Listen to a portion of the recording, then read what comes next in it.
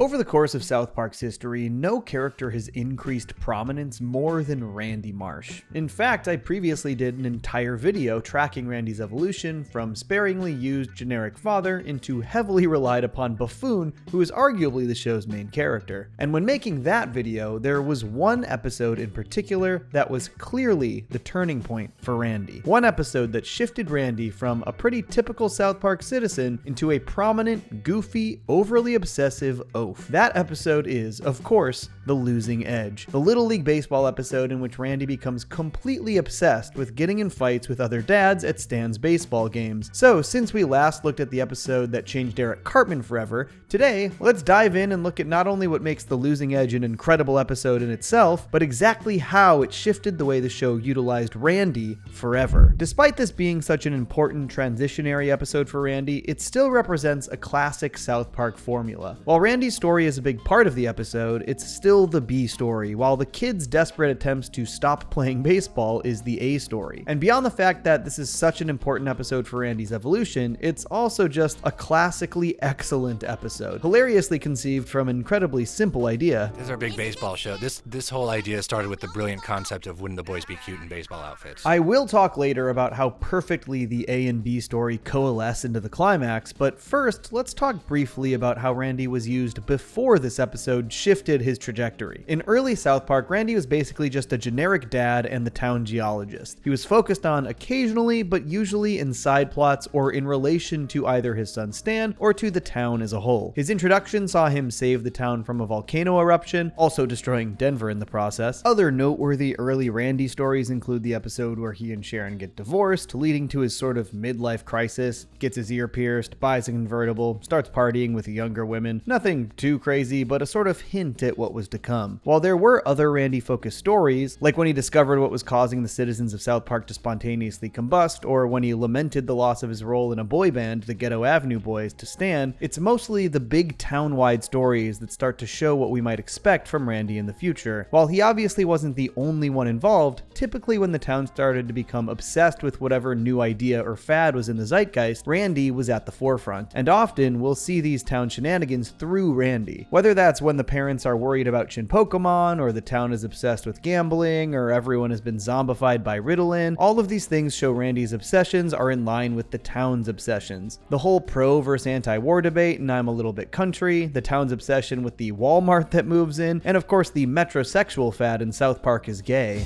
Hey guys, there's a sale at Express for Man!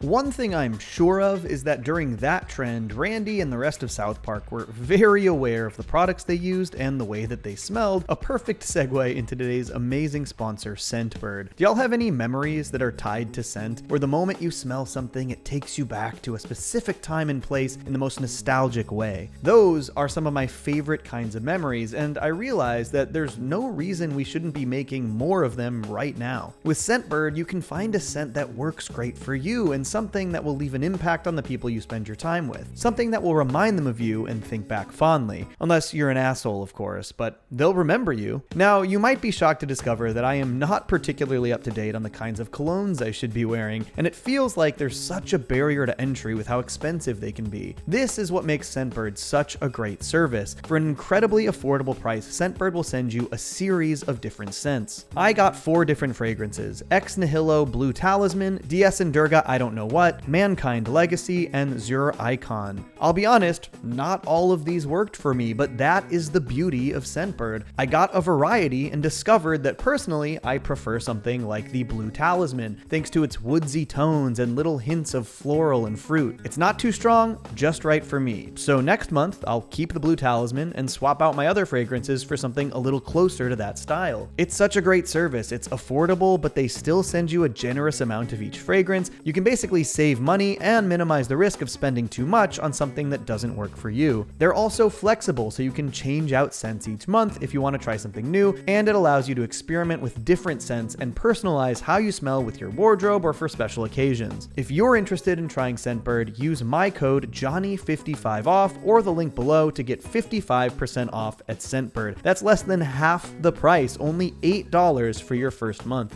What a deal. Once again, that code is Johnny55OFF, or use the link in the description to get your first Scentbird delivery ordered today. Okay, all that to say that Randy has always had some obsessive tendencies, but they typically went hand in hand with the town itself, as though he was our surrogate for the town's storylines. But it seems like this episode, The Losing Edge, is the one that helped Matt and Trey fully realize just how hilarious Randy's obsessive behavior can be. And it's also one that really starts to elaborate on an idea we saw hints of earlier in the show, that Randy has not had all that much success in his life and has a lot of regrets about some of his dreams not working out the way they did. Because all the fame, the money, the women, all it did was build me up so that I could be knocked down harder than anybody in the world. This is what leads to Randy becoming wildly obsessed with fighting and beating up other dads at Stan's Little League games. Randy is fully embracing his obsessive tendencies in an arena in which he is seeing huge success. It is just undeniably funny to see Randy be this proud over something this stupid. I worked hard, believed in myself, and now I'm gonna be fighting in the state championship game. And it's such a silly ass thing to be proud of that it perfectly sets up the future of Randy Marsh. After Randy's stint as the best drunken dad fighter in Little League, they start to utilize Randy in this obsessive idiot role far more often, and maybe more importantly, they start to do more episodes where Randy is the primary character. Whether that's his massively embarrassing faux pas on Wheel of Fortune, his stealing of part of the Large Hadron Collider for Stan's Pinewood Derby car, giving himself cancer so that he can get medicinal cannabis, his attempts to beat the world record for biggest crap ever taken, his borderline sexual obsession with becoming a celebrity chef in creme fraiche. The list goes on, but it all started with The Losing Edge, the first episode to really focus on Randy as this obsessive oaf. And they even cite this one pretty specifically in one of my favorite episodes, You're Getting Old, which I did a video on years ago. When Sharon chastises Randy for his increasingly erratic behavior, this is the first thing she brings up. You do this all the time! First, you're obsessed with baseball fights. Then you need to play Warcraft. And this would obviously escalate to even more insane levels as the show goes on, particularly given the integrity farms of it all. I mean, Randy basically became the main character for a couple of seasons, but it all started with him winning that first fight at his son's baseball game in The Losing Edge, the episode that changed Randy forever. But like I said before, it's also just a flat out excellent episode of South Park. In other episode breakdowns I've done, I've talked about what I consider to be that perfect South Park setup in so many of the classic episodes, generally starting with the kids want to do kid things, which then of course moves into some insane escalation. But what's great about this episode is that it takes this idea and subverts it slightly. Typically a sports-themed episode of any sitcom or a sports-themed movie is all about trying to win against all odds. What makes this one so damn funny is that the kids hate playing baseball. No more baseball! No more boring baseball until next year! Unfortunately, they just keep winning, sending them further into the playoffs against their will. And since none of the other kids want to play either,